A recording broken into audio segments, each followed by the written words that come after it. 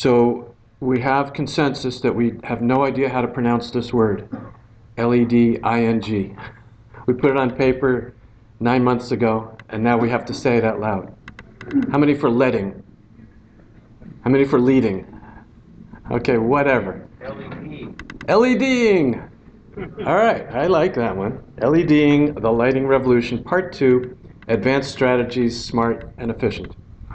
So a couple of announcements I need to make before we get started. If you want the AIA, BPI, or GBCI continuing ed credits, you must sign the appropriate sheet at the back of the room. NESI cannot provide credits if you do not. Please fill out the session evaluation at the end of the session. It's very important. So lighting sessions haven't always been part of NESI. They were for some years and they weren't for other years. Last year we had a very, very good survey of what's going on in LEDs. This year we have 2 sessions on particular aspects of LEDs. So for that purpose also, it's very important to fill out the feedback forms. So closing forum is scheduled at 4 o'clock after this session, but there's a change of location.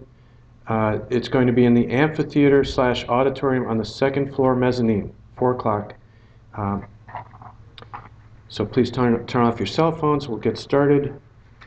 And my name is Fred Davis. I have a company, Fred Davis Corporation. I'd invite you to come to the booth, but if you're here, I think, do we close the booths at 4? Does anybody know? Nobody here knows? Yes. Yes. Oh, thank you. Okay. So much for that. But Donna in the back has a clipboard from my company that we'll pass around. If anybody would like to get on our occasional free email newsletter on latest developments in energy efficiency, it's very occasional. It's really no burden. Just jot your name and email. I will give a few introductory remarks, then I'll introduce our 2 speakers, each of whom will go about 30 minutes or less, and then that'll leave plenty of time for questions and answers. So how many folks were at this morning's session on A-lamps, general service lamps? Okay. And how many people weren't? Okay, terrific. Okay.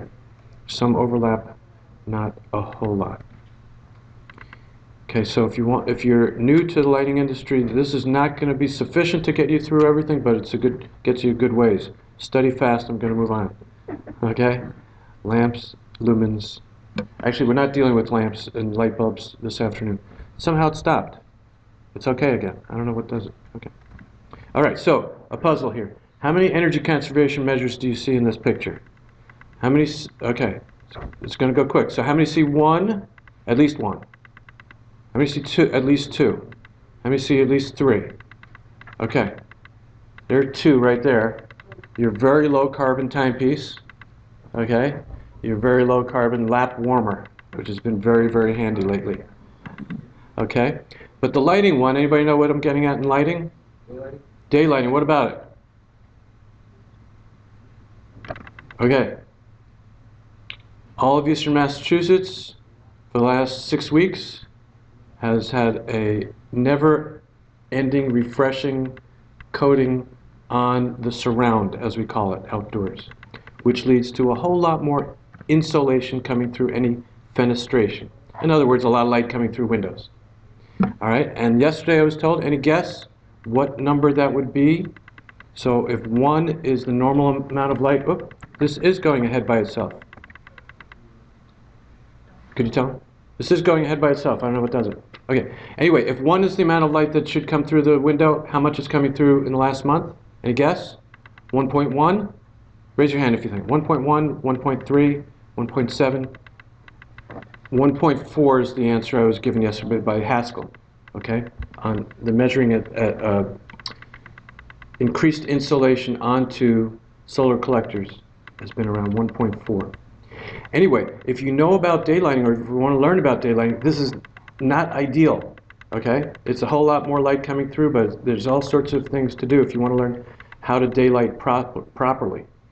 Okay, it's not ideal, but it's a huge increase, and you can certainly turn off a lot more lights.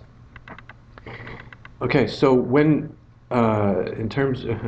speaking of daylighting, this was one of the sessions at the conference that we had in 1987, and I say we, that's NESI, this organization, sponsored the very first conference on energy and lighting. That was 1987. LEDs were not covered. And very quickly, if you were here this morning, I apologize, I'm going to repeat a little bit of that. We must save 80% this energy conservation in general by 2050. And for those who weren't here this morning, anybody know what the magic number is? For those who might, does anybody remember from this morning what the magic number is? 4%. 4! That's right. So, if we do year over year energy conservation, percentage-wise, if we do 1%, we don't get there. If we do 4%, we do. Okay? Anybody have any clue how close we are to that? We're not nowhere. In Massachusetts, which is the #1 state in the country, we are already at one. No, it's true. ACEEE says so. 4 years running now. So we just got the 2013 data in the last few weeks. So we've gone from 1.8 to 2.4 to 2 2/3. Not 4% yet. Okay. It's very encouraging that it's increasing, and that's all the combined effort of implementers like yourself. And my formidable formula is all we've got to do, it's formidable, all we've got to do is increase efficiency by doubling it and decrease amenity by halving it, cutting it in half, and we net out at a 75% reduction. Now, we happen to have a session right now that's going to show us how to go that far and further. You can't do it everywhere, but these guys are going to show us how it can be done in lighting. And this morning I went over a lot of ancient history in lighting. This is just modern history. This is the only slide on history I'm going to show you.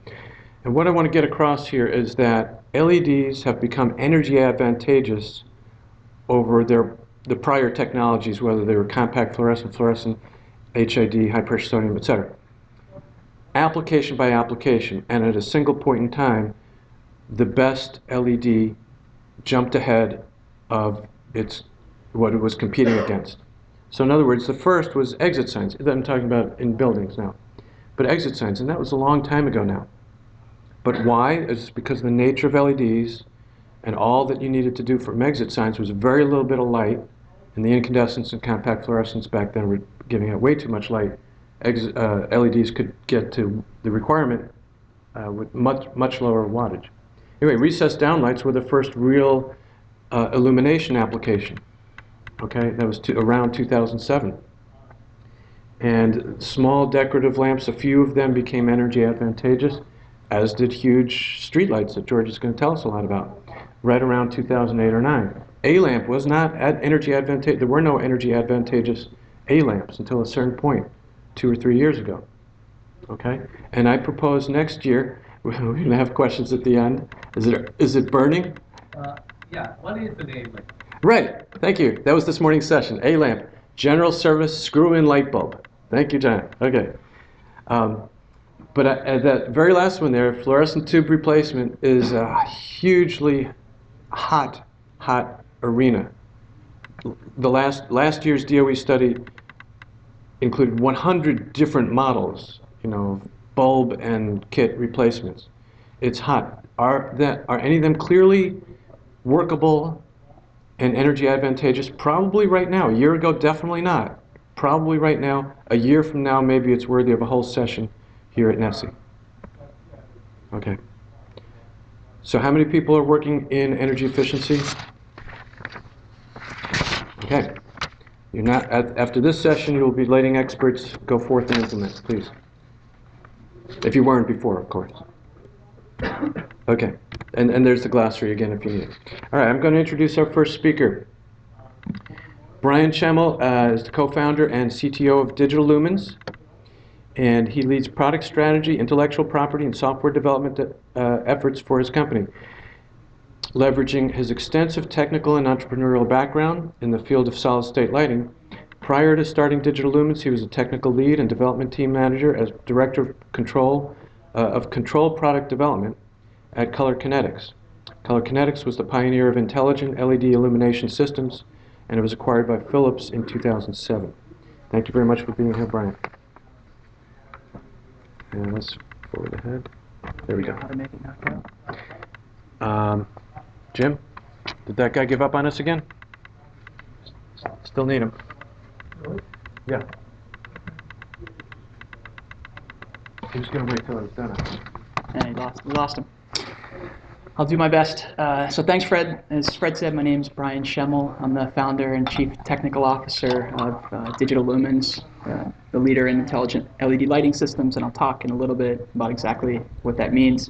Our world headquarters are only a couple blocks away, over on Congress Street here in Boston, so we're huge fans of organizations like the SIA and folks who are working to make a difference here in the Northeast and everywhere else in the country. I appreciate the opportunity to talk to you guys about this revolution that Fred alluded to in lighting that's underway thanks to LEDs. Most of the time when I give a talk, it's to super geeky audiences, lighting nerds, LED, semiconductor folks. So it's great to get a chance to talk to folks who are focused on the broader themes of sustainability. I'll try to keep my talk a little bit broader than usual as a result and not get down into the nerdy stuff too quickly.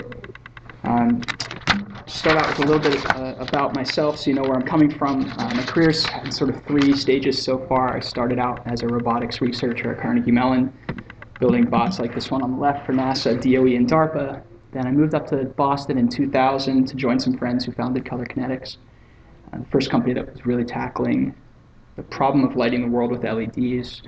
We did tens of thousands of projects all around the world in our time at Color Kinetics.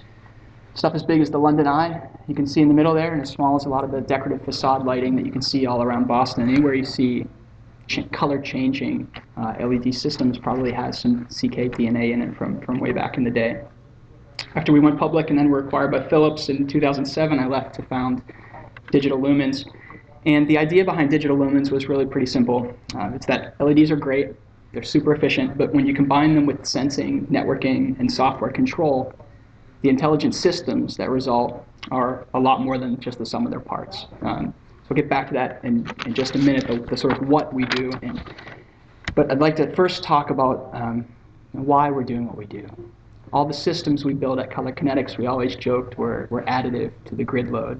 Nobody had color-changing light in their law firm lobby before we rolled in with the fixtures. This photo comes to us from NASA. It sort of perfectly illustrates how pervasive electric lighting is in our world today. Obviously, everywhere there's people, there are lights. I'm sure you, like I, have experienced a little sliver of this anytime you fly at night. You look out your window, all the little twinkling orange and yellow and increasingly white lights that dot the landscape. As the DOE quote on the top says, lighting accounts for a full 18% of electricity usage in the US, which is kind of, if you're not in this industry, it's probably a pretty surprising number, surprisingly high. It's almost 700 terawatt hours each calendar year. So when you stack this electricity usage for lighting, that gray wedge there, up against how our electricity actually gets made, you can clearly see how big the footprint is. The underlying pie chart here shows US electricity production for 2010. It's courtesy of the EIA. Lighting usage up there in the top right dwarfs the energy created by all renewable sources. That's that little purple, I guess it's purple, wedge in the top left there, 170 terawatt hours in 2010. Even if you take all the energy created by all the nuclear plants in the US in a typical year, 807 terawatt hours, it's barely enough to keep all of our lights on in the country. So going after this energy footprint with more efficient sources and systems is a great way to really make a difference. And when we started Digital Lumens, we realized that we were at the cusp of this transformation, and we could really make a dent in how the world adopted LEDs. So that brings us to the revolution that's happening right now. This is a close-up beauty shot of a single LED.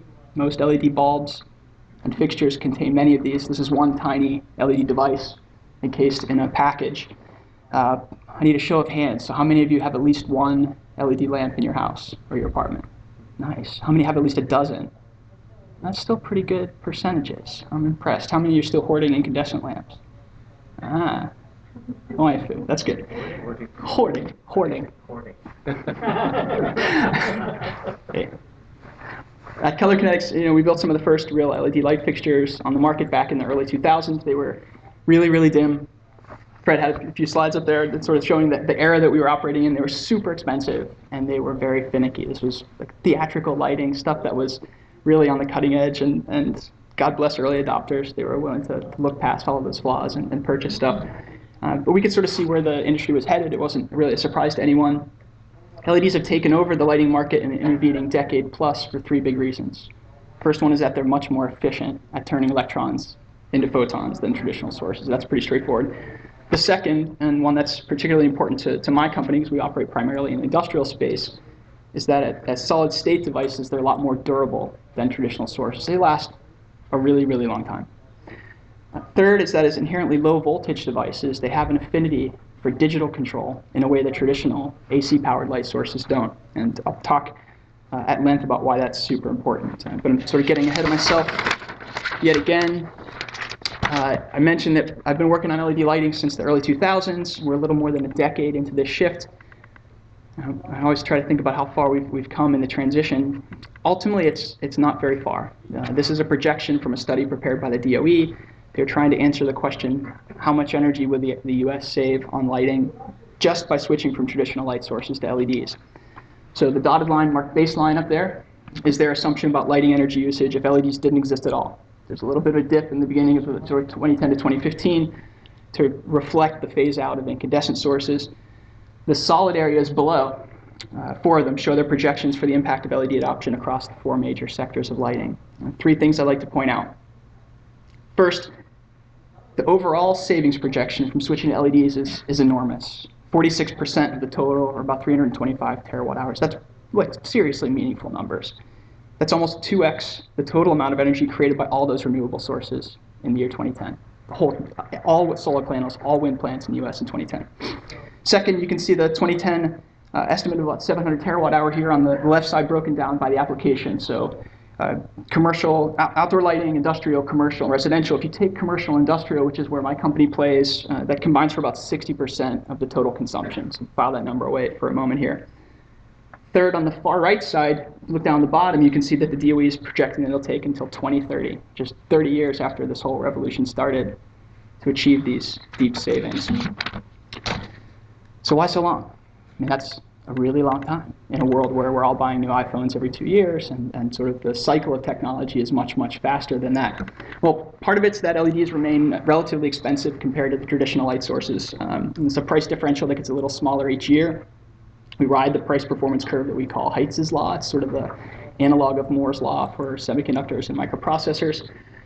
Another big one is that the basal metabolism, if you will, for lighting retrofits is not very high. Commercial buildings are refreshed every 5 to 7 years on average. Industrial, once a decade. Residential, even longer than that in some cases. So you have relatively few opportunities to get new technology into these spaces unless you're creating those opportunities yourself.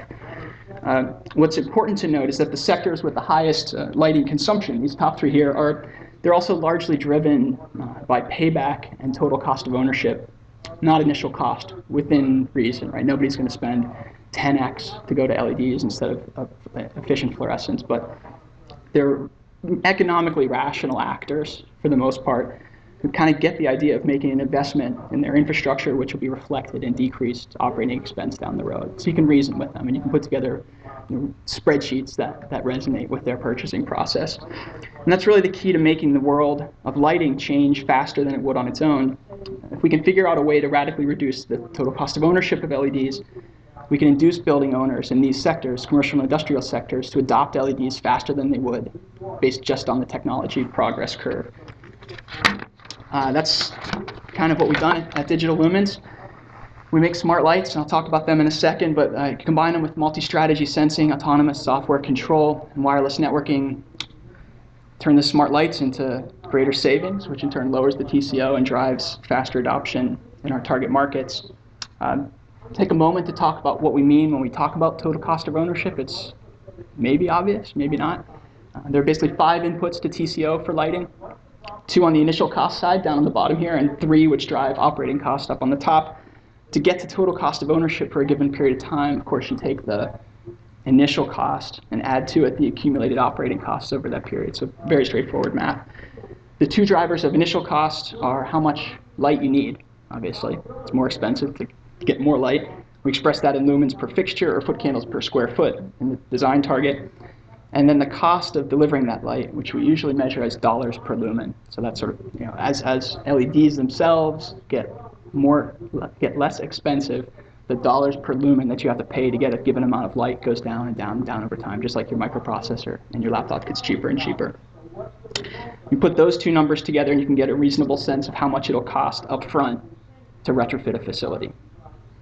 On the operating cost side, we of course have to consider the utility rate. That's a big driver for us in dollars per kilowatt hour, and then what we call the efficacy of the fixture, which is simply how much energy does it require to make the lumens that we need to light the space.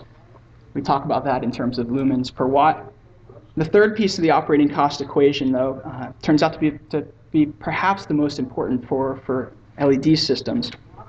By adding intelligence into the system to ensure that we're always providing the right amount of light at the right place in the facility at the right time, we can dramatically lower the overall operating cost. We think about this third piece as lumen hours per year. You know, how much light do you really need for what duration of time in the space? Our systems combine both hardware and software, so we're a bunch of robot nerds. We start with our intelligent fixtures. They're designed to replace very large metal halide or fluorescent fixtures. So think 10,000 to 50,000 lumens, your old school gymnasium fixtures. Big glass bells are the ones we typically are replacing. This is not the screw-in replacement lamp making 600 lumen kind of market. Each fixture carries an integrated package of sensors: occupancy sensing, ambient light, power metering, and temperature, and a little autonomous microcontroller brain that's programmable via wireless mesh network.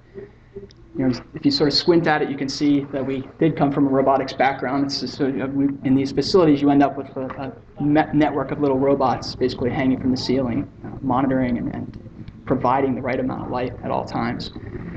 We then overlay our light rules software, which maps out an entire facility, calculates energy usage in real time, and puts control of each individual light and its programmed behavior right into the facility manager's web browser. So we've moved away from the era of sort of proprietary, crappy Windows-based software packages, and now everything lives in your browser. It's very simple and straightforward. Light rules also provides us the infrastructure on top of which we can hang other things: circuit-based power metering, automated demand response, and algorithmic optimization of lighting behavior over time. While we focus on the industrial market right now and some other markets that look kind of similar, like gymnasiums, transit hubs, and things like that, we believe that this approach of intelligent connected lighting is going to end up being everywhere. It's just clear that these trends are converging pretty quickly. I threw this slide in here to give you some context for the dollars associated with this transition to LED lighting. George is going to talk to you in a moment about the outdoor market there in the third column. He knows 10 times more than I ever know about that market, so I'm going to let him talk about that. But the punchline here is that each of these markets is enormous. Billions of dollars per year in addressable market value in the US alone. And you know, usually the metric for worldwide versus US is that the rest of the world for lighting represents 4 to 5x what the US does in terms of market size. So the lighting market is a little bit funny. I broke out retrofit and new build here for a reason. You know, there's enormous install base to tackle with lighting, but much of what we think of as the traditional lighting channel, manufacturers and specifiers, are focused almost entirely on new build, not this direct retrofit market. So I broke these out separately because we believe that going into existing buildings and upgrading their traditional lighting will quickly be larger than the new build market if it's not already today.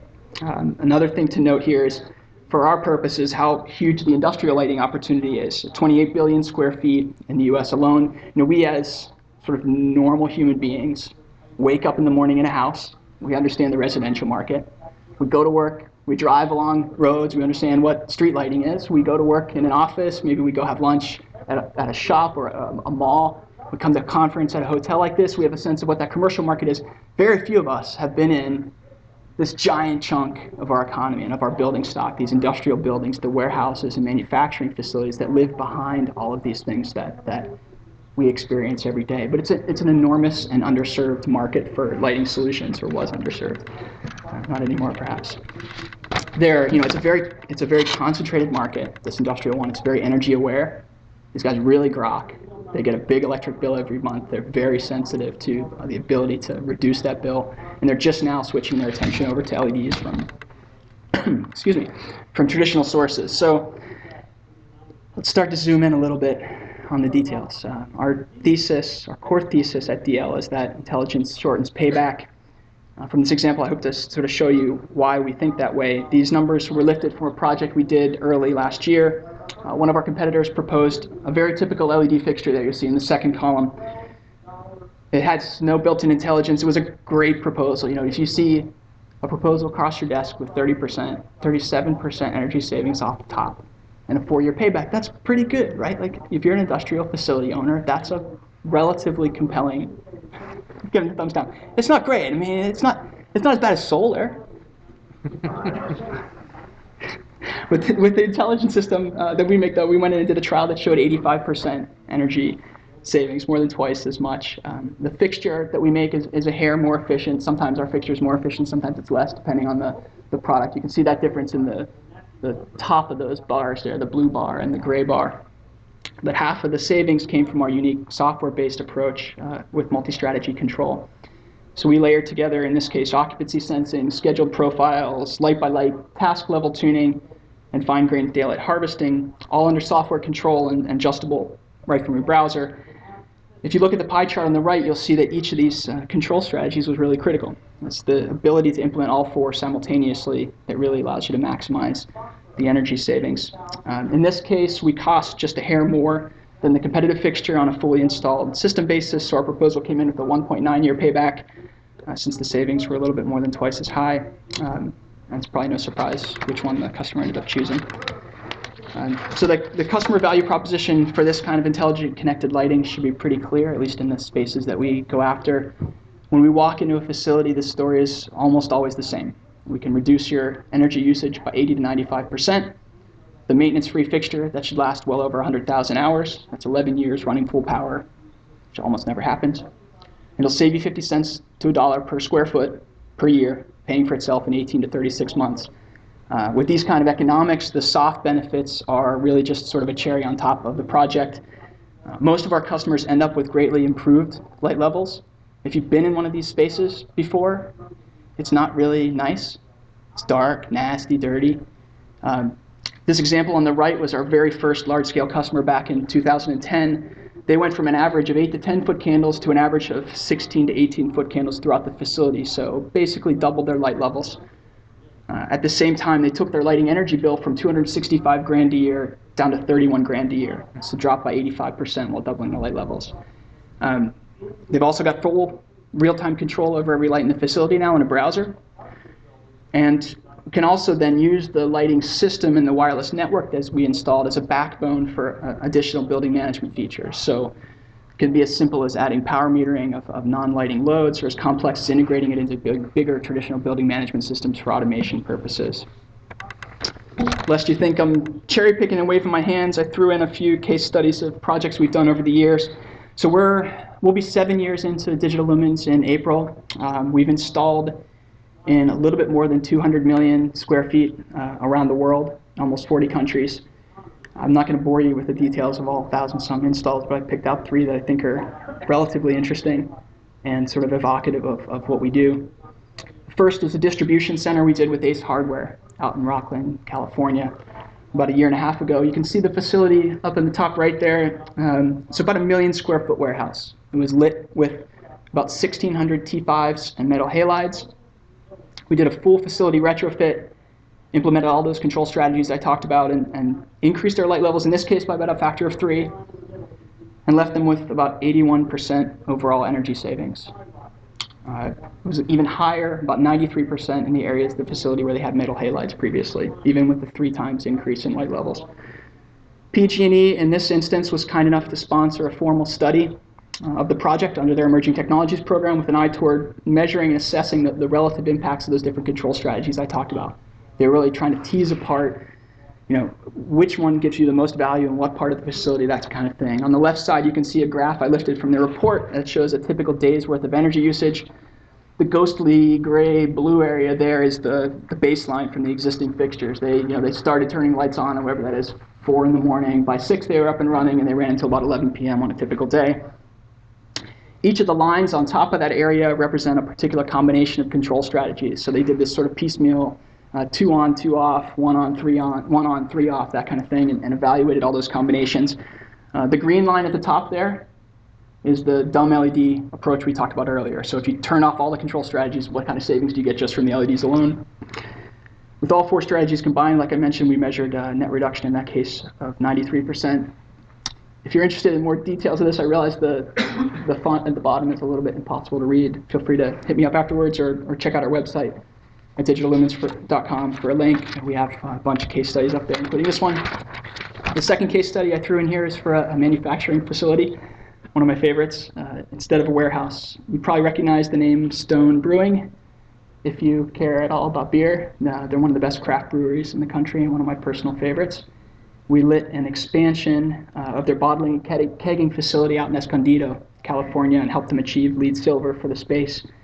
What's interesting about this project is that it relied very heavily on our high-resolution daylight harvesting in addition to the occupancy sensing. The site was designed with tons of natural light.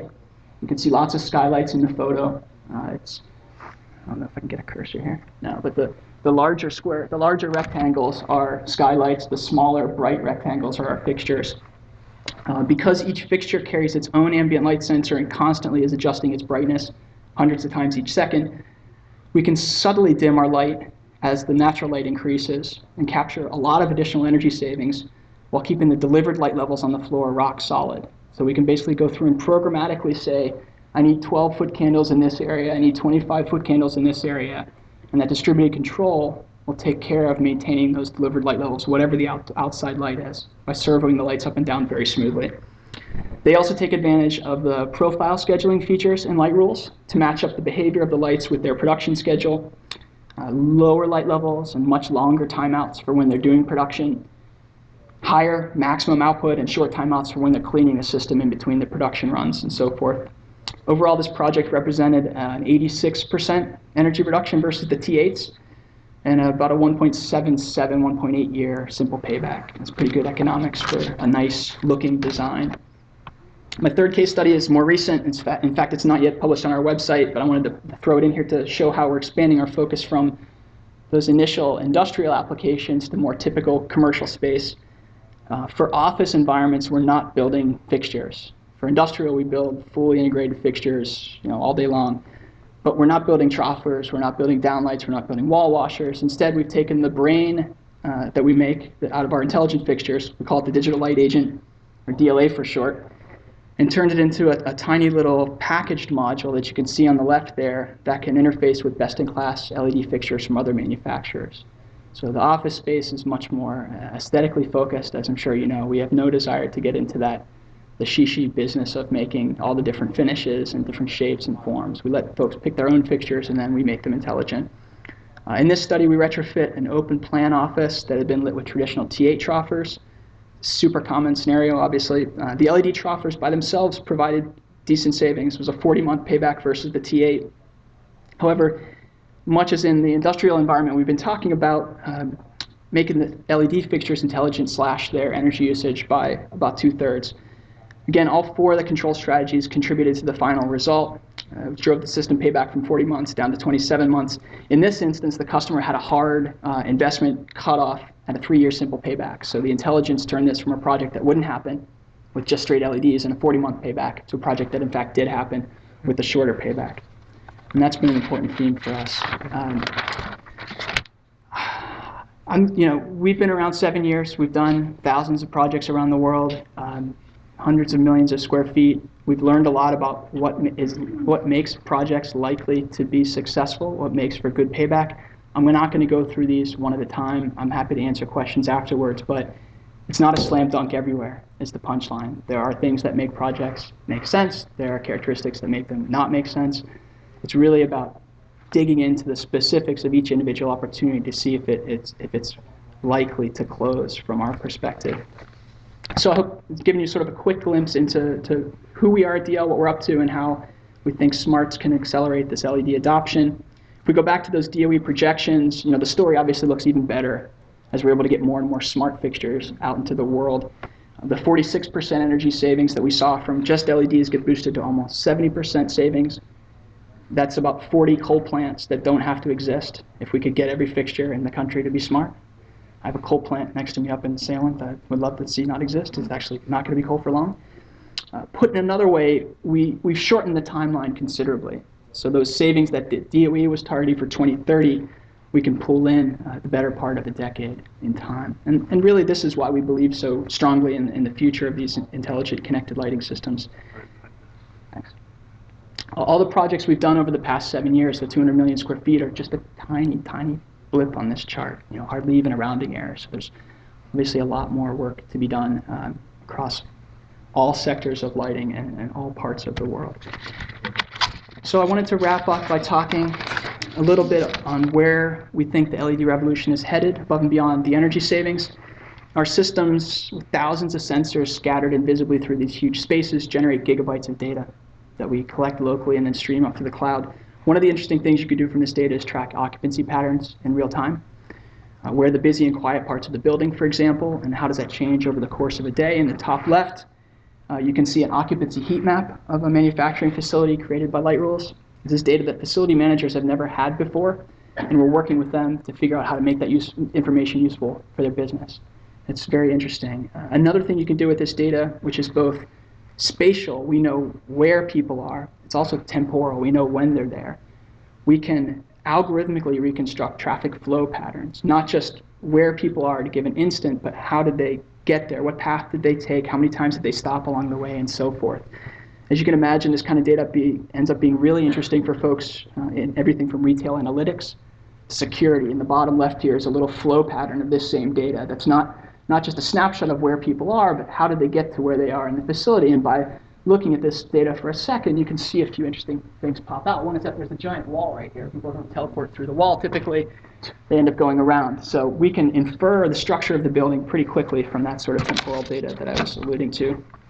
Another killer app for intelligent LED lighting outside of the industrial space is health and wellness.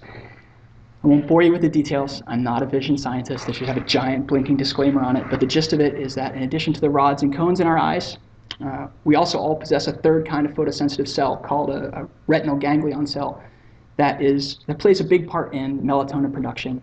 Melatonin, of course, is largely responsible for our circadian rhythms. These ganglion cells are extra sensitive to certain wavelengths of light, blue in particular. So there's an emerging body of research that suggests that by carefully modulating not just how much light we get at various types of day, but the color, the spectrum of the light, we can help ourselves sleep better at night, be more wakeful when we need to be, and even heal faster. It'll be really interesting to see this transition from the academic world into products that are out there for purchase over the next few years. Finally, we believe that these intelligent lighting systems are already well on their way to becoming the backbone for a new type of building management system, especially in large facilities.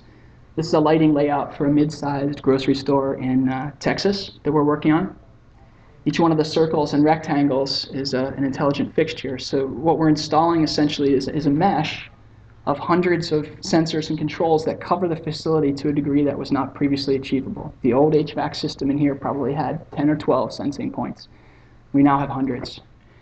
It's all paying for itself based on the lighting energy savings. And so what you're doing is deploying this really new capable network on the backs of these energy savings, but unlocking a bunch of new possibilities. Once that network's in place, we can easily hang new things off of it, looking at power metering for the compressors that run the freezer chests, RFID readers to track inventory moving throughout the store, even security cameras. So we think we're sort of moving toward a world where lighting becomes the backbone that can bridge together these previously disconnected building systems. I think that's pretty interesting as well. So I'll stop there. Thank you for listening. If you have any questions, we're going to do a full Q&A after George's talk. Great. Thank you. Okay. Thank you. Thank you,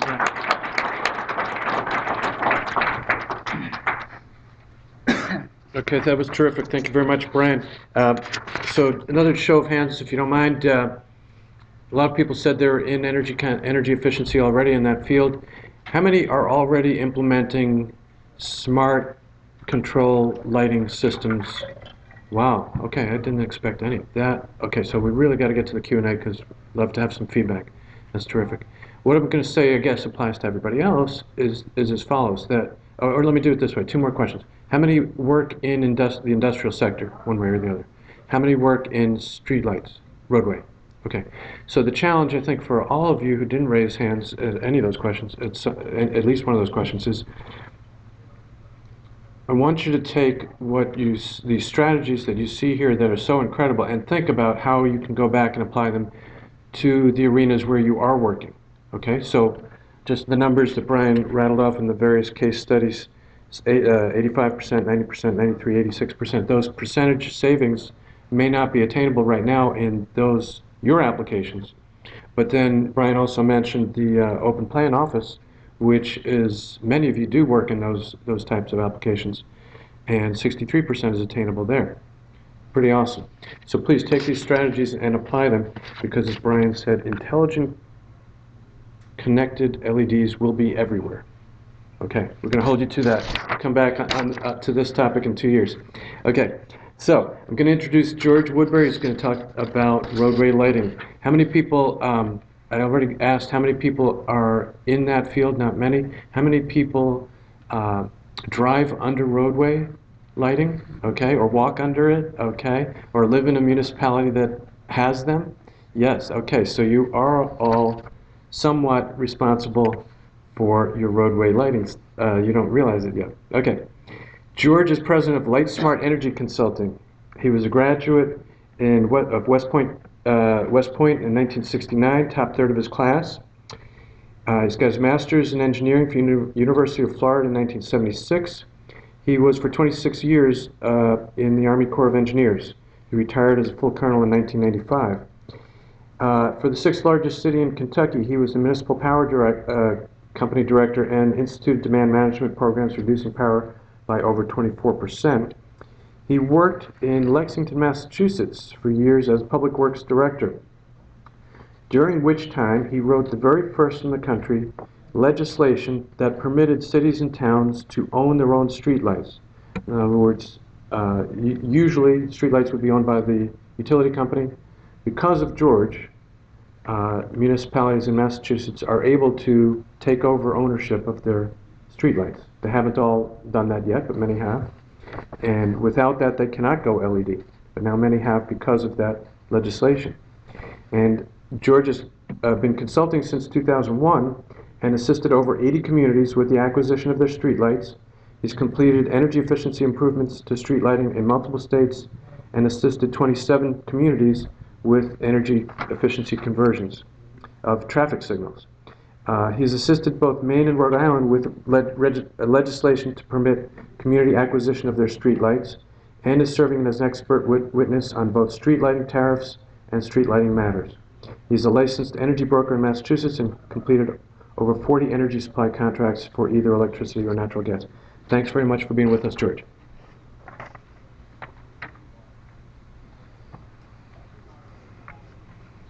So the question is, how many city councilmen does it take to change a light bulb? We don't know. They appointed a committee to study the problem and report back in 6 months. So, one of my favorite stories, having been a DPW director, is this fellow was out working in a field, and there was a fellow that was getting his license to operate a hot air balloon and be able to take people up on hot air balloon rides. And he was out for his first solo flight. And as he rose up into the sky, he got into a cloud, and then he drifted along inside of this cloud. Could not see anything. And finally he separated from the cloud, and he looks at his map, and he looks at the ground, and he doesn't have a clue. Nothing matches up. But he sees a fellow down in a field, so he lowers the hot air balloon and hollers down to the man in the field, says, "Excuse me, can you tell me where I'm at?" And the guy on the ground looks up and says, "Yeah, you're in a hot air balloon. But you're at latitude 42 degrees west, 13 minutes and 15 seconds, and longitude 72 degrees north, so on and so forth, and about 150 feet from the center locus of this field." And the guy in the hot air balloon says, "Geez, you must be an engineer." And he said, "Well, that's right. How did you know?" And he said, "Well, everything you told me is precisely correct, but it didn't do me any good." And the guy on the ground hollered up and said, "You must be a town manager."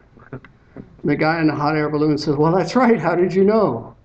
"Well, it was easy. You don't know where you're at, you don't know where you're going, but now it's my fault." Most people don't realize that the street lighting bill is the largest utility bill that most cities and towns pay. For example, the city of Omaha with 57,193 streetlights, their annual streetlight bill is $12 million. Their whole budget for their traffic and highway department is $19 million. So it represents a huge chunk of their costs. What I want to do today is talk to you about what the opportunities are. See if I can, do I have to get, okay, here we go. It gets chopped off. So what I want to talk to you today about is a little bit about the evolution of outdoor lighting and how it applies in municipalities. I want to talk about the opportunities and challenges in this field for you as energy engineers or helping communities with energy savings. Which ones work, which ones don't, what are those opportunities? And then lastly, a little bit of the understanding of what drives the costs around those of the tariffs. So let's start out with a picture, and this gives me the opportunity to illustrate a common mistake that many design engineers make when they do LED roadway lighting. This is La Brea Avenue in California.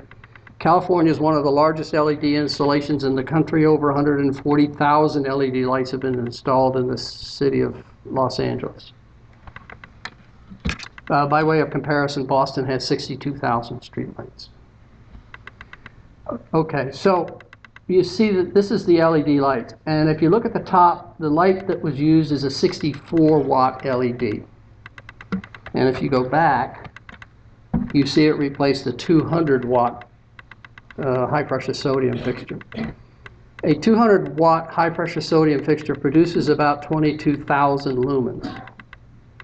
That 64-watt LED only produces about 6,400 lumens. So how do you get away with that? I mean, a lumen is a lumen, isn't it? Well, what's a lumen? It's the amount of light emitted by a light source. So, and then foot candles is the amount of that light that actually gets on the roadway. A couple things. First, if you go back and look at the DOE's Caliper 7 test results where they looked at high pressure sodium and HID, high intensity discharge fixtures, the metal halides, the mercury vapors, and so on and so forth. Those lights had about 35% internal losses. So you start out with a 100 watt HPS high pressure sodium lamp that produces 9,600 lumens, but you measure the light that actually exits a brand new fixture, it's only 6,300 lumens. So this 35% is just bouncing around inside of the fixture and doesn't ever get to the ground. LEDs are 96% efficient at the light that they emit and they put on the ground. Now I want you to notice one other thing in the picture. The number of foot candles on the roadway was measured at 1.59. When you look at the next slide, it was 1.08. It was less. Now, the other thing you would pay attention to is well, okay, I'm a camera buff. I can change my exposure setting so I can make this look brighter than that, right? The way to tell in this picture that they didn't do that is look at the brightness of the lights at the very end of the roadway. You see they don't change. So what happens with an LED light is it's not reflected, it's directed light. It uses little miniature lenses to focus the light where they want it, so it makes it more uniform. And the fact of the matter is, in terms of nighttime visibility, uniformity is more important than foot candles. I mean, you think about a crisp, clear summer night with a full moon. You could literally drive your car without turning your headlights on. And that's a whole lot less foot candles than what we typically want on a roadway. So the most common mistake I see is people tend to overlight with LEDs, or they over-design with LEDs. And the best way to do it is by looking at what the existing lighting levels are on the roadway and either match or increase that. Don't base it on the lumen output or the foot candle output of the fixture.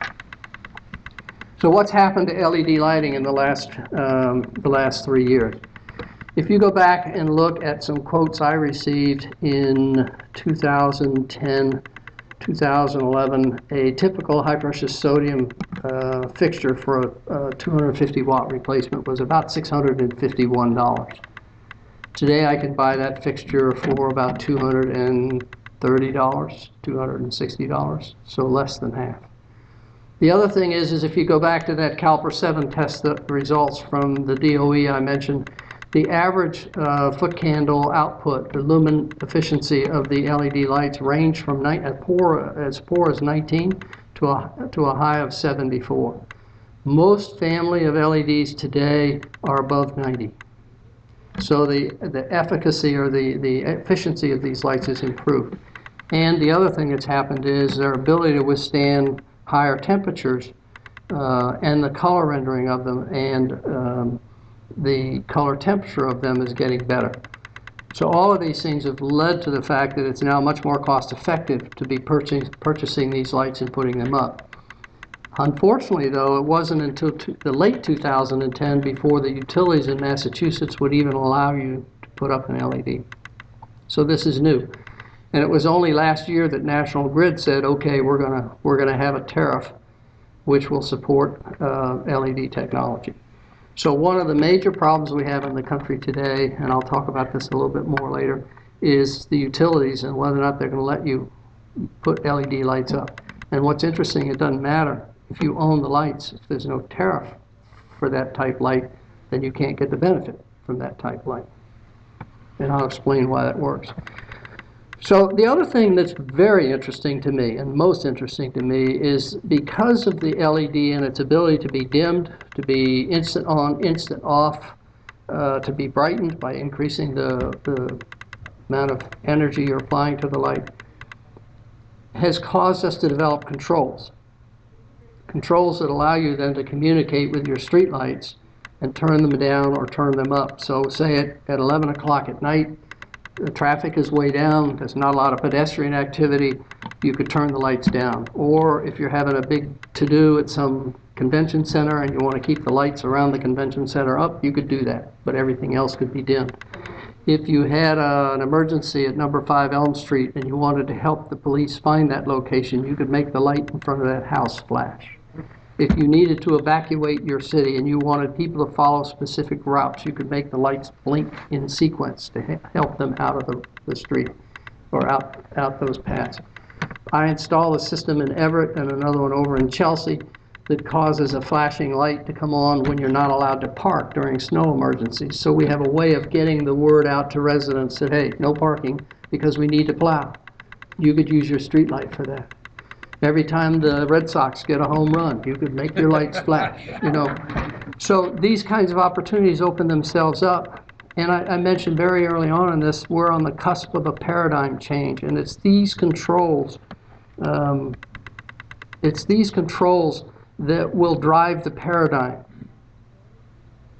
Because once you think about a street light not as a piece of roadway lighting, but as a piece of real estate that has power 24/7, that sits 35 feet above a roadway with good lines of sight up and down, and that has communication capability assigned to it, what else could you do with that?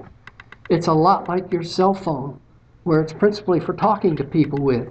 But look at all the apps we have that you can put onto that thing today. Well, the streetlight can be a platform for those kinds of apps. Homeland security, micro transmitters, pedestrian monitoring. You could read an RFID tag from 35 feet away. You could track a lost dog if he had the RFID tag embedded in him. If you had an elderly parent, they wore a RFID bracelet, you could track that bracelet using your streetlights. It boggles my mind when I start thinking about the possibilities when a city has a set of streetlights that has embedded into it a mesh network that can do all of these other things. So, is this going to happen? Well, the utilities will tell you it's not a question of if, it's only a question of when. And to that extent, the manufacturers are now producing roadway lighting that already comes with a 0 to 10 volt dimming capability. They're not going to produce the other type of drivers anymore. They're going to always provide that 0 to 10 volt dimming. Secondly, ANSI, the American National Standards Institute, of which I'm a voting member, has adopted the new photocell receptacle that goes on the top of the roadway light that has 7 pins. So instead of the original 3 pins, which was the input power and the output, to turn the light on and off. They now have 7, 2 of which are for the 0 to 10 volt dimming, and the other 2 are for other purposes, whatever you think you want to do. So and that's going to become the new standard. So the idea here is that you will be able to put a control in there and control any light that you put up, as long as you have the capability to establish the network.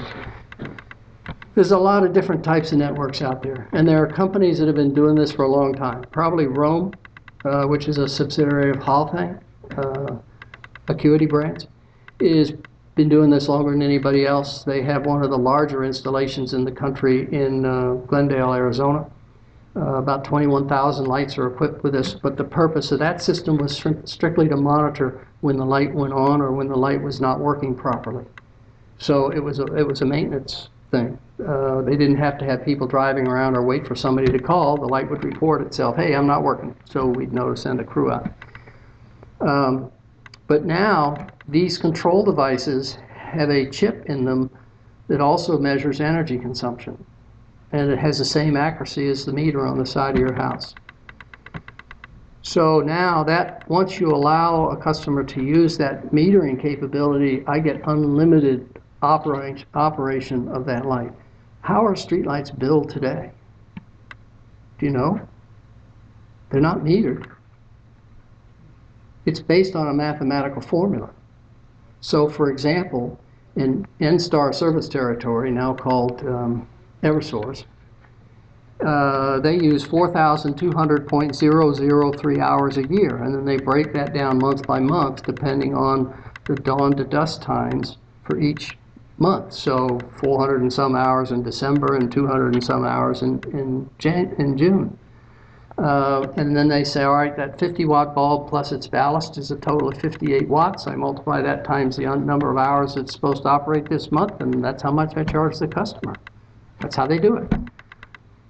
So the problem is if I put up an LED light and they don't have a tariff that says this is how I'm going to bill for that 19.61 watt fixture, you don't get the benefit of it. And that was the problem. N-Star was the first utility to adopt an LED tariff. N-Grid just recently adopted theirs, and I'm getting a little ahead of myself, but the way they did it was they structured it in a tier. So any LED light that's between 0 and 50 watts, they're going to bill it as if it were 25 watts. And any lamp between 51 and 100, they're going to bill it at 75, and so on and so forth. Problem with that is the vast majority of the streetlights in the state are 50-watt fixtures. And the appropriate replacement for a 50-watt fixture is a 19-watt LED. So that means that the N-Grid is going to be overcharging all of these customers if they put in the right wattage for their 50-watt fixtures. And that's something we're trying to fix. Anyway, I said there were many flavors, and Rome is a system that they use in Glendale. It's been a very robust system. They've had very few problems with it. It's functioned pretty flawlessly since it's been in place, I think maybe 5 years now. But it's totally proprietary. You own Rome, you own Rome. You can't mix it with anything else. And that's a problem. And there are 2 different groups right now. ANSI, the ANSI group, is looking at establishing standards for the U.S. on the interoperability of these systems. And then there's another international group called TALQ, T-A-L-Q, that is looking at the international standards, again, for interoperability of these systems so that you don't have these problems with proprietary stuff. And this is especially important for LED roadway lighting because you're talking about systems that last 20 years. The stuff he's doing over here the payback on it's less than 3 years. The payback on these streetlights with controls is more in the 7 to 10 year range. So you need a system that's going to be, the company's going to be around to service it. You need to know that 10 years from now you're going to be able to buy something from somebody else that's still going to work with your system. So it's very important that these standards be developed. Unfortunately, the standards industry is lagging behind. The actual manufacturing of the equipment. So, what is your landscape and what are your opportunities? Obviously, if the outdoor lighting is metered, then you have the ability to do whatever you want, because the meter's going to report exactly what's going on, and you're going to be billed accordingly. So parking lot lights, take the Burlington Mall, for example. There's an excellent opportunity for you to have controls with their lights, because at night, at certain hours, you could dim these. Automobile dealerships, classic example. Look how they look all night, and that's really kind of unnecessary.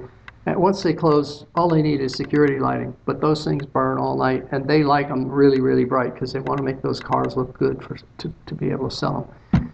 I did a proposal for a company here in Concord where it was a big business complex, and people complained the parking lot was too dark.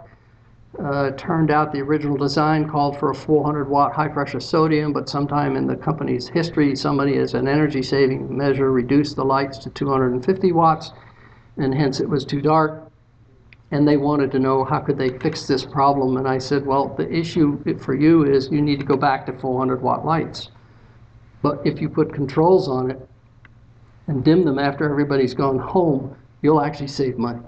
And I can get you a grant from the utility to do that. And in addition to that, if there's no cars out there, I can actually turn off lights and just keep a certain area of the parking lot lit, so that if people need to come in or stay, they just park close to the building. I'll keep those lights on. I could even have a car that's still over there and leave the light over that car on. So that's one of the things the control will allow you to do, and then you can achieve those kind of savings that Brian was talking about.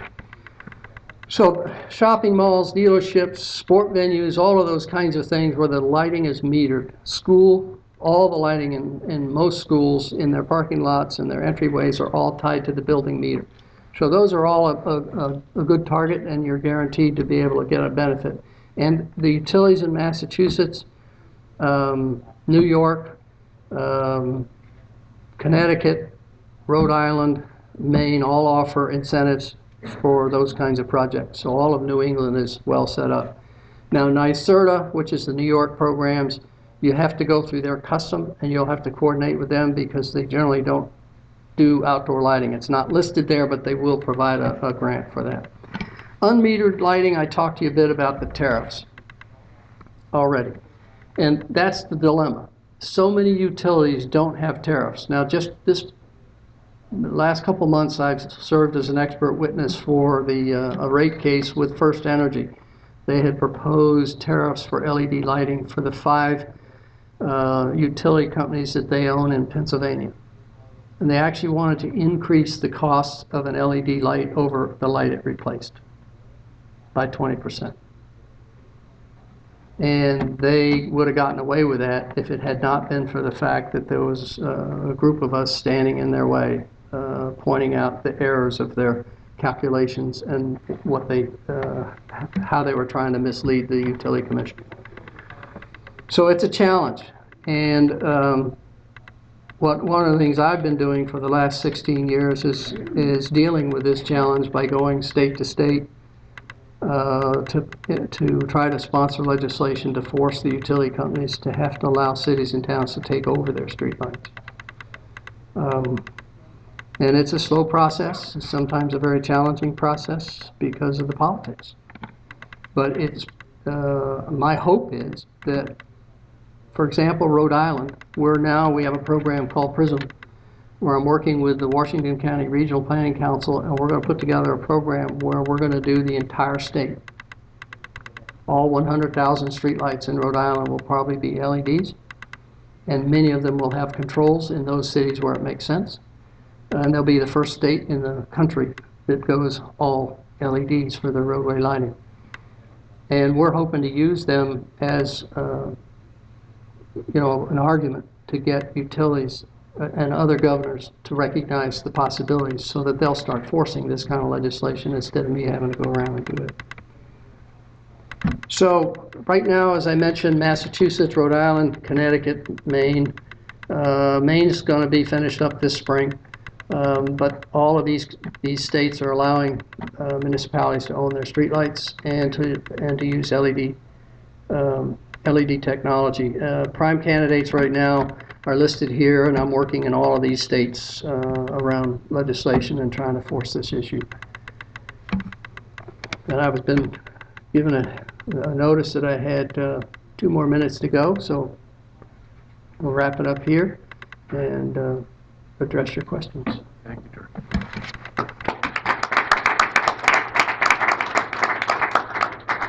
Thank you very much. That was terrific. Okay, thank you, George. That was terrific. And I'll just point out to the audience, what did I say before? That Brian said intelligent connected LEDs will be everywhere. I'm going to keep saying that to you. And George independently said we are on the cusp of paradigm change. All right, am I quoting Yeah. correct? One thing I never mentioned throughout all of this is how much savings does a city or town get doing this?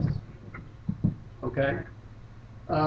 When a city or town takes over its streetlights, their savings just from changing ownership is 40%. It's without any energy. Without doing anything different, hiring a private contractor to do the maintenance that used to be done by the utility companies. They'll save 40%. If they convert their streetlights to LEDs, the average savings are 63%. And then if you do nighttime dimming from say 11 p.m. until 5 a.m. every night, do 50% dimming, you'll save another 26%. So the numbers are incredible. Look at Omaha, Nebraska. Right now we're estimating savings net of project costs of $8 million a year. Did I just add that correctly? It's 89% the energy savings? If you added it up correctly, well, that's the combined savings Right. from between ownership, energy, and dimming. Oh, that's okay. Very good.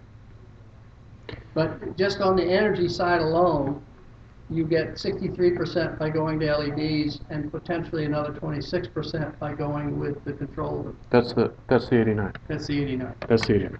Okay. Pretty cool, huh?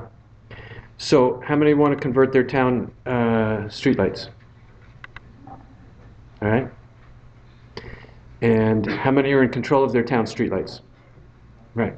How many know possibly a person to talk to who might know the person in their town? Right? Okay, so that's the power you have. What did I say? Go forth and implement, right? All right, so questions now, please. Yes?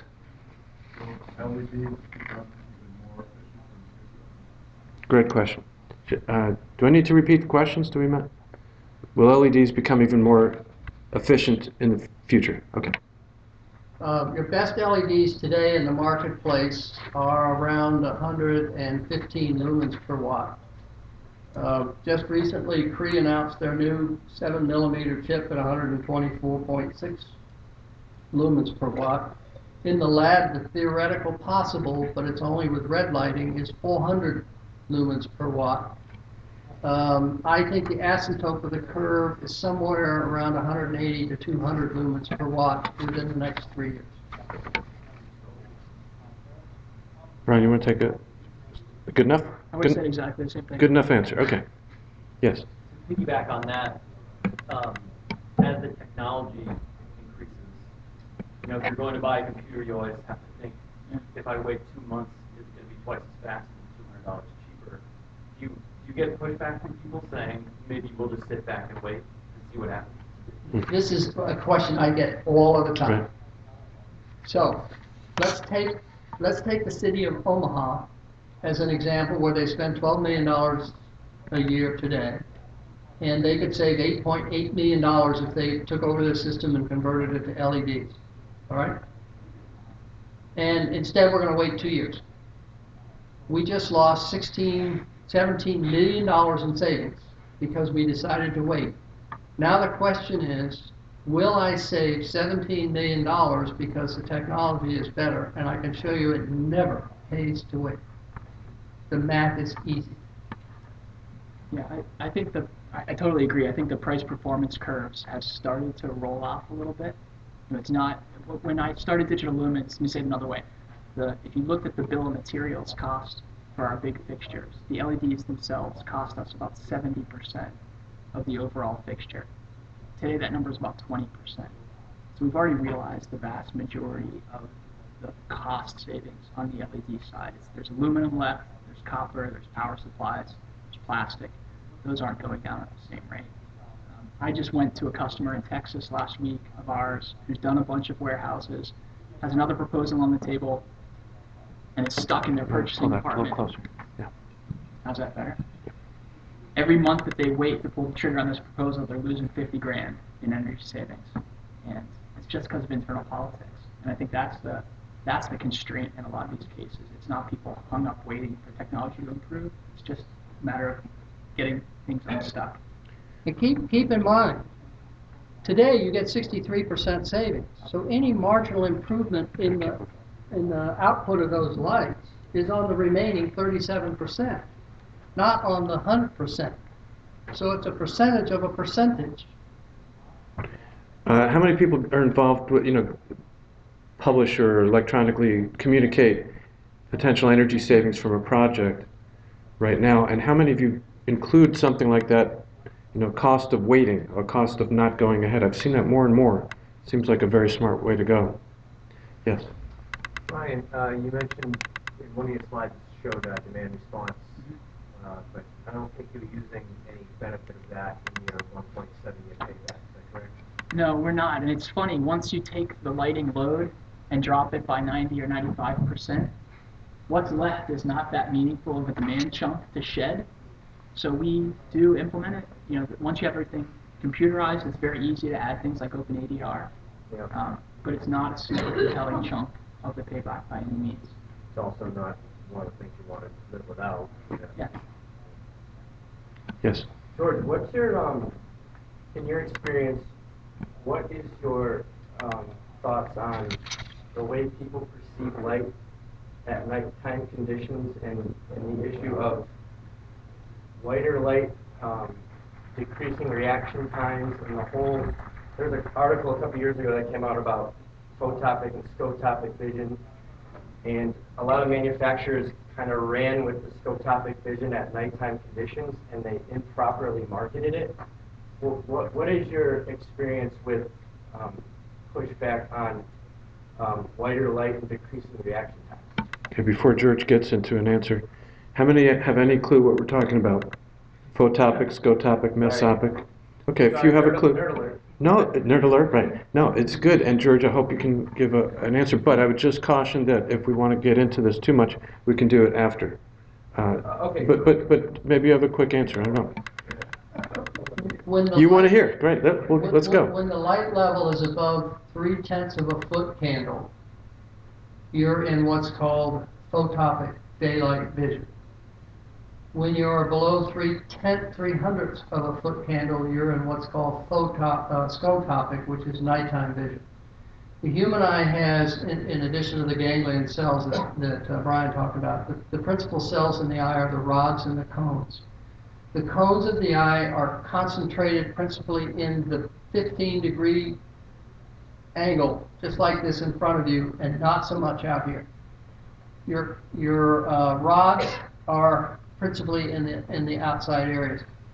The cones are sensitive to all wavelengths of light, and their sensitivity decreases as the amount of light decreases. So once you drop below 0.3 of a foot candle, those cones are having difficulty until you get down to 0.03 of a foot candle, and then they're not seeing anything. They're totally blind. That's why in the military at night they told us never try it. If you're in a very dark environment, don't look straight ahead. Look back and forth, because you're going to see it here, you're going to see it here, you will not see it there. So the rods are sensitive to light in the blue-green wavelength, down around 460 to 500 nanometers. And interestingly enough, the mercury vapor lamp is an excellent nighttime source because of its emphasis of light in that particular wavelength. But unfortunately, we banned it because it's not very energy efficient. One of the interesting things about, you're going to get me going here, about LEDs is they have what's called green droop, which is why their color rendering index is not much above 75. But what's more important at night is what we call small target visibility, and that's what your ability to detect how deep is that pothole, how far away is that object. Is that object moving? At night, the thing that your eye is most sensitive to is motion. So My experience, and I've done a lot of this, is that in terms, and I'm going to teach you guys how to do what I do. You can account for about a 30% reduction in light levels when you go from a poor color rendering source to a higher color rendering source. You can account for 30% reduction in foot candles going from a poor color rendering source to a high color rendering source. It's under general conditions, Under general outdoor, conditions, outdoors, at night. at Yeah. night. And you will get the same visual clarity. In other words, I can put a light up, it meets that criteria that I've established, and the populace will say, yep, that's just like it was before, I like it. Now, the other thing you have to be very careful of in nighttime lighting is glare, and glare disability. And as we get older, glare becomes an increasing problem. You ever drive your car in the late afternoon sun and it's shining into your windshield? Well, that happens internal to your eye as you get older. And so one of the issues with LED lights is always going to be glare, because they are pretty glaring. All too often I find that we have 400 watt high pressure sodium lights mounted 35 feet or 30 feet above the roadway, and they're on every pole, and it's just overkill. I can reduce those significantly, and people say, geez, I see better, even though I got a ton less light. And we saw that in those two pictures. We went from 1.5 foot candles to 1 foot candle, but we made it more uniform. Okay, let's see if Jim has a clarifying No, I question. just, so you're saying that. But something tells me you two have a lot to talk Yeah, about. I I talked to Jim about this yesterday, that's how I know, yeah. Okay. So even at nighttime conditions where you have, say, like a busy highway, you still have a relatively high foot candle requirement for nighttime conditions. You can still get you can still implement a 30% power reduction in lighting when you have an increased color rendering index without affecting any type of light perception. IES&I publishes the RPA guidelines, and the guidelines are based upon class of roadway, which is a function of traffic volumes, Right. and pedestrian conflict. So the higher the traffic volumes and the higher the pedestrian conflict, the higher the required light levels to get the visual acuity you need to be able to see people and see what's going on. That's always in the back of your mind. But we can talk some more off. Good. Okay, all right. Okay. I'm done. Great start, though. Jim is one of our speakers from this morning. This doesn't have much to do with lighting, but I'm intrigued by the 40% you get just by taking over the lighting from the utilities. How do the utilities get away with charging so much for maintaining the lighting of the municipality? Any utility representatives in the room? No, it could be. Well, let's understand what's in the streetlight tariff. You have the cost of the energy, the cost to get the energy to the light, then you have the maintenance of the light, then you have the depreciation of the street lighting asset, and you have profit. Once a city or town buys a street light, they don't have to pay depreciation on the asset anymore, so that's not part of their bill.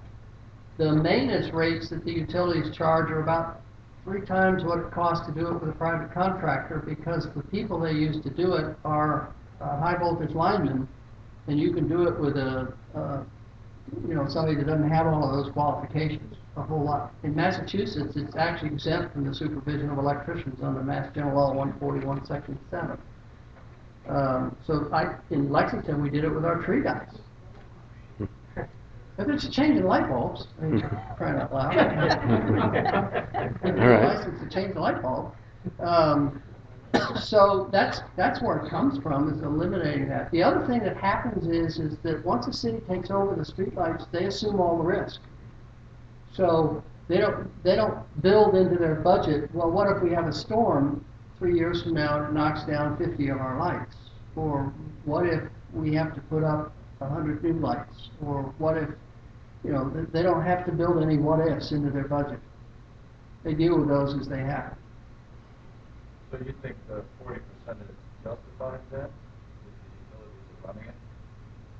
Oh, I will tell you absolutely not. This was the heart of the part of my testimony in Pennsylvania. If you look at how do you charge a customer for a kilowatt of electricity, a utility company is entitled to make a profit. And so I have to ask myself, in order to serve you, what are my costs? And I need to recover those costs plus make a small profit. So if I've got a substation that's a 9 kVA substation and it's serving these different classes of customers, what drives that to be 9 kVA instead of 6 kVA? Which customers are driving those costs? Well, let's think about a street light. On your street, each street light is associated with at least 4 houses. 2 across the street and 1 on either side. And each of those homes uses an average of 1,000 to 1,500 kilowatts per month, so 4,000 to 6,000 kilowatts a month. That street light uses 34. The system that they built to serve those other customers doesn't even know the street light's there. And yet they will allocate a significant portion of those costs to that street light. Secondly, the utility derives a significant benefit by putting their lights in the public way. They don't have to buy property, lease property, rent property, get involved with any of that stuff. They get to put it in the public way. And as a DPW director, having all those poles in the way is a problem for me, costs me money. You'd think the utility would provide street lighting as a tit for tat. Thank you very much. We appreciate being in your public way and what you have to put up with. And in exchange, we're going to provide you a street light. But that's not the way it is. But Okay, good. When I introduced George, I should have introduced his actual title. It's Mr. Streetlights. It's true. This is how he's... Okay. Person in the back was very patient. Oh, thank you. Is it okay to ask a question about residential? Sure. Okay. It's a two-part thing. I'm trying to understand what's a good strategy for a homeowner who wants to have an all-LED smart system. And so I'm wondering, first of all, if there's a residential good equivalent to the digital lighting agent. And second, I understand that in residential lighting, Lutron is just as proprietary as Rome. And I'm wondering if a good approach is to try to find something more flexible and adaptable since things are changing so fast and what that might be. Yeah, I think I have to amend my earlier statement that things aren't changing that quickly, that delays purchases. I think in residential, that's exactly not the case. I think there's a ton of stuff going on. There are a ton of startups targeting that space with systems that are a lot more modern and advanced than what you get from a Lutron or a Leviton or somebody from the 1980s. Or Zigbee. Yeah, so I'm out. I have no strong opinions about the residential space other than there is no clear winner today for the next 5 years. I think the folks at Nest, you know them, I'm sure. Their original vision included residential lighting. They have not yet really rolled that out, although you can plug Philips Hue lamps into that system now. I'm not smart enough to make a bet in that space. This question is fascinating in a way. For those who were here this morning, if you remember, with the Q&A, we got to the point where people were asking about what happens when I walk into, as a retail consumer, or anybody walks into a retailer to try to pick the right just screw-in light bulb. And we were off to the races with the difficulties and the complexities of just making a coherent decision. Smart, but at least coherent decision. So what I said at the end of that was maybe next year, a session, our lighting session, if we have lighting sessions, might be God help the retail consumer. And that's not necessarily the best title, but it might be appropriate, that sentiment might be appropriate. But anyway, it might also be appropriate to latch onto that, what about smart controls in homes? I would agree with that assessment. We're not quite ready for prime time. That's my opinion. So next year it might be worth talking about, or maybe the year after. It's a non-answer for you. Sorry. It's a good question, though. Yes. Are there any LEDs that become DC, that you're aware of? In other words, I'm interested in having a off-the-grid house with solar panels. Mhm. So instead of converting to AC and do the whole rotation all over again, just go straight DC. Are you aware of anything like that? Yeah, there are. They're relatively esoteric, and the companies that make them have not done well. Many of those companies have failed. So if you want something that will, 10 years from now, you can call someone and get parts for it. That's probably a tough nut to crack. Right. But they do exist. Now, Is there another answer in the audience here? I have some DC lights working over my breakfast counter right now that are powered off of my one panel, my one battery. Rewired my stuff, and they're working great. Good. I can run them. But again, to get the same bulbs again, I don't know if I'll be able to get them. The important numbers I threw out this morning were 70 and 100. Again, screw-in light bulbs, 70 lumens per watt is your best compact fluorescent. 100 is the threshold that LEDs have gotten to now for screw-in. The problem is that any small, with this unfortunately small market, is not going to be where the best efficiency products are being made, because those manufacturers need the volume to make up for that high quality. Yeah. Clarifying? so the second part of the question will be, okay, so for the engineer of us, can we get a standard LED order apart and take that conversion away? Can you? It's a DIY. Can you make it yourself? Right. Yeah. Excellent question. Let's wait till after the session is over. The answer is probably none of our experts would recommend. And if you did, you probably wouldn't get to those high efficiencies that we'd like to get to. But that's a quick answer. Can get into it more. But let's get through as many questions as we can before our time's up. Wait. Uh-oh. Okay, good. There's a ton of DC LED lights available. They're called flashlights, okay? Those are all DC. And you can buy them from camping places, you can buy them at hardware stores or whatever. I think all you gotta do is rewire your camping light and you're good to go. There you go. See, that's our answer. You just wanted a yes. Okay. Yes. Now, other questions? Oh, yes. I thought. I work for a company, I'm not going to say any names or anything, but we will be doing a research project in the coming year where a house or multiple houses will be wired direct current for all the lighting in the home. So there are houses out there, there will be houses coming up that will be LED lit direct current, not going from solar converted to AC, you lose energy there. So there are going to be research papers out there. Do you want to say what state you're working in? New York. That's what. Okay. Yeah. So I would just say that that these kinds of questions, excellent that they are, were the same questions way before LEDs. In other words, how can I get, when we were talking all CFLs, how can I get an efficient CFL system that's going to work on DC?